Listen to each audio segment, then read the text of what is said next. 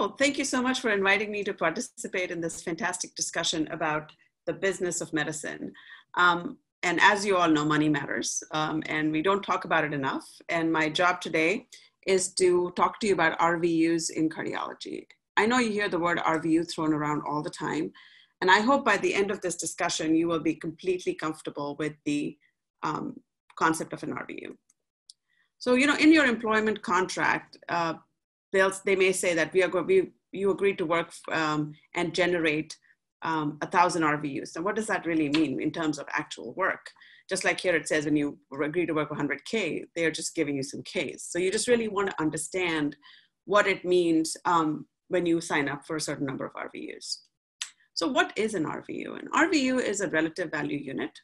It is a value assigned to each procedure or service. So compensation in most contracts is based on the volume of work. RVUs represent the amount of work a physician must do for his or her patient, and this is irrespective of the patient's insurance. So these numbers may be higher or lower than that published by Medicare based on the payer mix of the practice and the location of the practice. There's a couple other words I want you to remember when we talk about this. One is the ICD codes, which we hear about all the time. We are on ICD version 10 right now. These are codes that are maintained by the WHO, and they're used universally to describe an aspect of disease. So for example, commonly used code are essential hypertension or anterior wall STEMI, and you see these all the time. The other word that I would like you to remember is CPT, which is the current procedural terminology, which basically describes the procedures and services that, that we are providing for the patient. And the purpose of this is to promote accurate communication between the patient, the physician, and the insurance company. So an example of that would be a moderate level office visit, which has a code of 99214, or a coronary stent to a single vessel. So now that you have that in mind, let's go back to the RVUs. So RVUs, like I said before, is a way of assigning physician work. So, you know, it is a combination number. It's made out of physician work, practice expense, professional liability insurance, professional liability and insurance expense.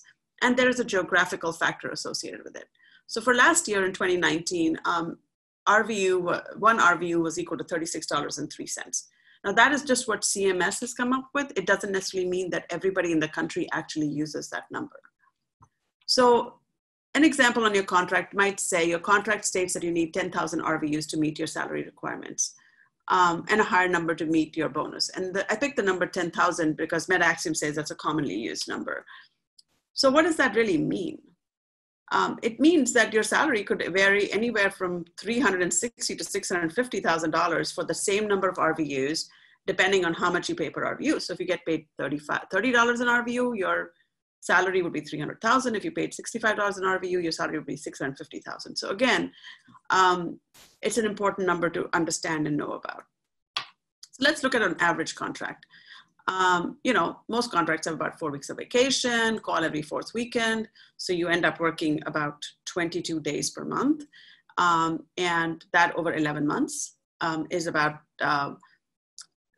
for working out 10,000 RVUs, it's about 41.3 RVUs per day. So let's round it up to like 42. So if you are working in the office, you can see how many patients you need to see to get an RVU, to reach that number of RVUs for the day. So you would have to see a lot of moderate complex new patients, high complexity new patients, or 28 moderate complexity follow-ups, or 20 high complexity follow-ups. So that kind of just gives you, when you sign up for a number like that, and if you are mostly located in the office, what kind of work you would be doing. Similarly, in the hospital, you can see that the RVUs assigned to hospital visits are a little bit higher than the RVUs assigned to some of the office visits. And again, it gives you an idea of how many visits you would have to do to reach your 42 RVUs per day. If you're an imager, this tells you the amount of RVU you are assigned for each activity. For example, for an echo, it's 1.5. For a stress echo, it's 1.75. For a TE, it's 2.3. And for a myocardial perfusion scan, it's 1.62. So again, you would have to do a fair number of these readings in a day to achieve your RVU level. If you're in the cath lab, a left heart cath is assigned an RVU of 5.6, an iliac angioplasty 9.75, placement in an intracoronary stent in a major artery 10.96, and then a TAVR is 25. Now, these are RVUs that obviously sound higher than the ones that we talked about before, but they're also associated with people who have advanced training, higher skills, more complex procedures. So you see the general trend of how these numbers are come up with. One of the things that I always tell people is that, nowadays in TAVR, we have multiple people involved. So not only do we have the structuralist who is actually putting in the device, but we also have complex imagers. So when you do a procedure like this, it's kind of interesting to find out in your institution how these RVUs are divided between the various members of the team. In EP, again, a very complex procedure. So, 8.5 for insertional pacemaker, 14.75 per ablation. So what are the downsides of the RVUs? RVUs are, there are no RVUs assigned for patient care, non-clinical activities like meeting and calling patients' families, which we all spend a lot of time on and are very important. Also following up on patient testing, doing peer-to-peer reviews, spending time on the phone on pre-authorizations, doing pre-procedure planning, discussion with paramedical staff and other patient agencies on the appropriate disposition of patients, and patient satisfaction. So while these constitute an important part of our day, there's actually no RVU assigned to this. So how do you keep track of your RVUs? I always encourage people to know how many RVUs they're expected to generate based on their contract, and to keep track of those RVUs for themselves.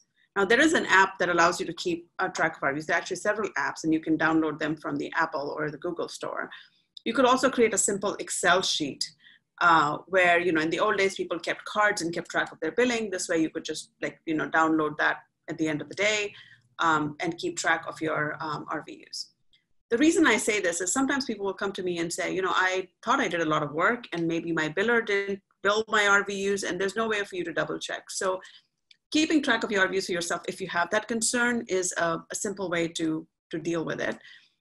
The other issue is that you should ideally meet with your billing staff maybe once a month or once a quarter and see if there's a match between what you think you're working on and what they are actually billing for you, because that becomes important when you talk to people about the amount of work you're doing for promotions and things like that. So here's just a, not a completely comprehensive list of the average number of RVUs assigned to various activities.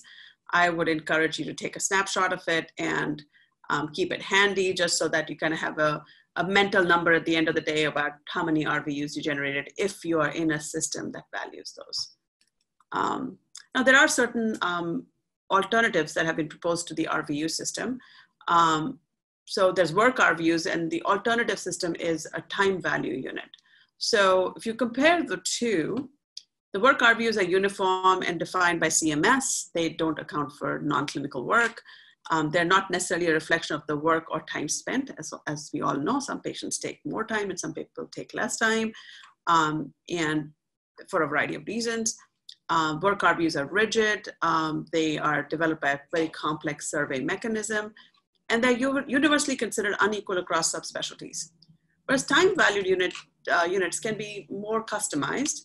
They can be customized to account for non-clinical work.